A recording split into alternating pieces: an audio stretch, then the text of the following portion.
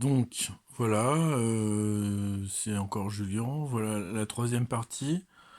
Donc je vous ai montré vite fait dans la première partie comment on obtenait ce polynôme. On a vérifié dans une deuxième partie que ça fonctionnait. Et à ce moment-là, on va passer à un truc un peu plus compliqué, la résolution du polynôme. Alors la méthode de Cardan dit que donc nos nombres A vaut 1, B vaut moins 7, C vaut 14 et D vaut moins 7. A, c'est le 1 qui est ici. Moins 7, 14, moins 7.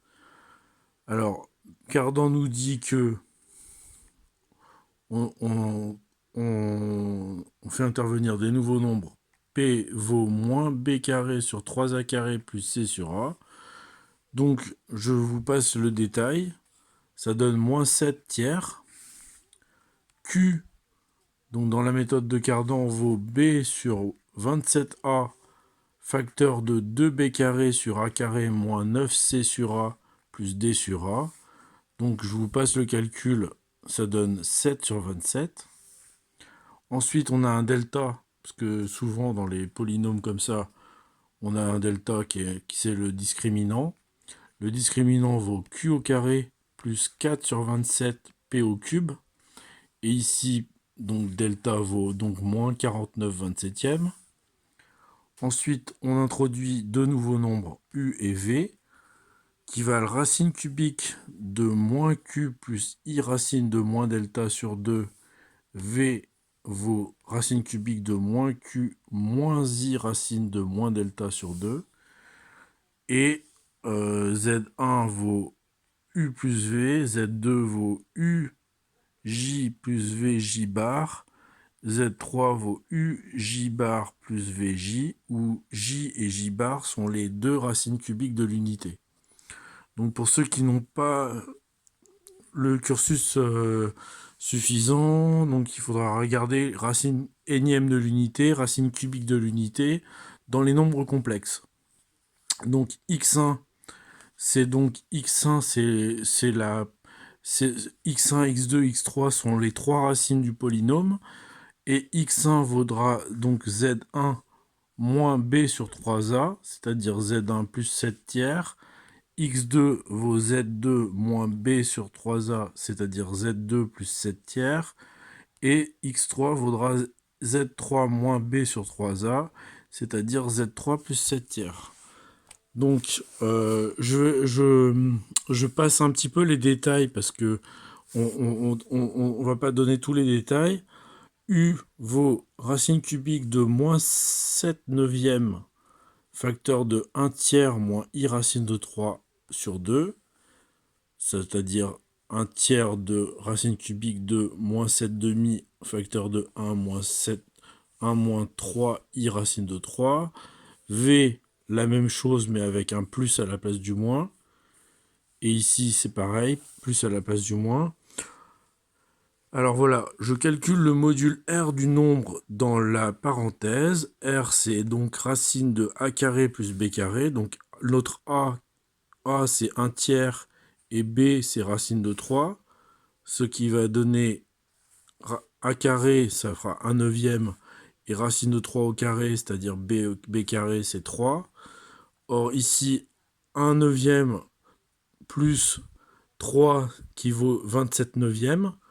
Donc 27 neuvième plus 1 neuvième, ça fait 28 neuvième, racine de 28 neuvième, qui vaut donc 28, c'est 4 fois 7, donc le 2, le 2 qui est dans le 4 qui est dans le radical passe devant et devient 2. On garde le racine de 7 parce qu'on ne veut pas simplifier, et le racine de 9 devient 3. On écrit le nombre complexe en coordonnées polaires. Donc z égale r cos θ plus i sinus θ, c'est-à-dire 2 racines de 7 tiers, facteur de 1 moins i racine de 3, 1 i 3 racines de 3 sur 2 racines de 7, c'est-à-dire 2 racines de 7 tiers cos θ moins i sinus θ, avec θ égale arcos 1 sur 2 racines de 7. Donc là, en fait, je me souviens plus trop bien comment j'ai fait.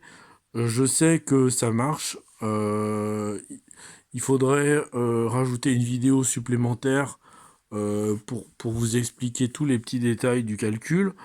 Donc tout ce que je peux vous dire, c'est que si vous me faites confiance, bah, ça marche. U, finalement, vaut moins racine de 7 tiers, racine cubique de exponentielle moins I θ. V égale moins racine de 7 tiers, racine cubique de exponentielle I θ, donc plus I θ.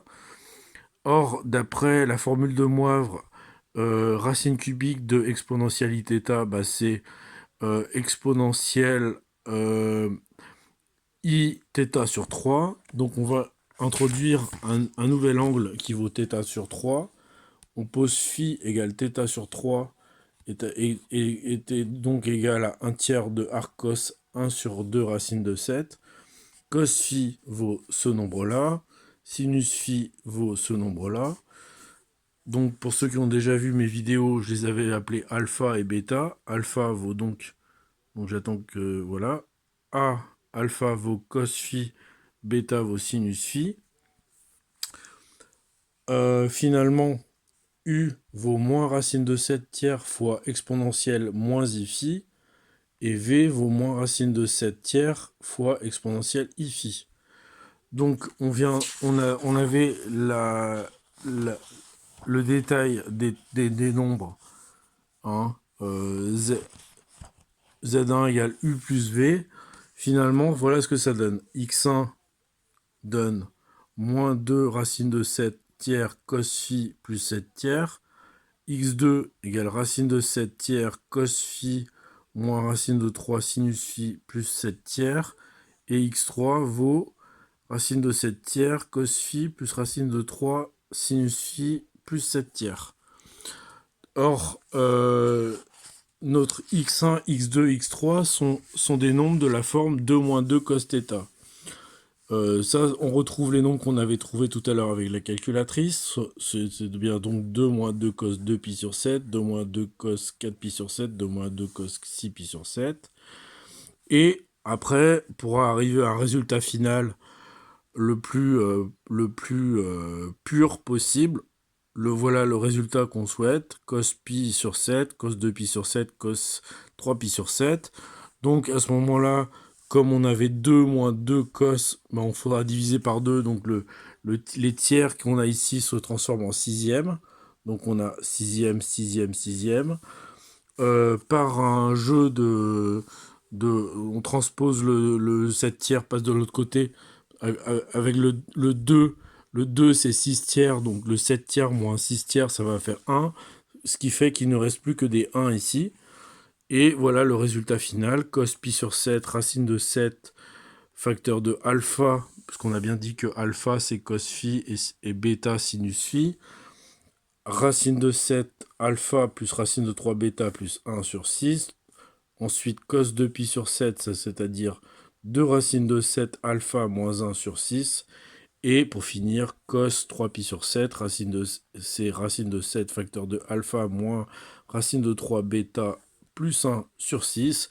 Et dans la foulée, on trouve les trois autres, sinus pi sur 7, sinus 2pi sur 7, sinus 3pi sur 7, mais ceux-là, je n'ai pas de polynôme qui convient pour les trouver. Je les ai trouvés un petit peu au pifomètre, comme on dit.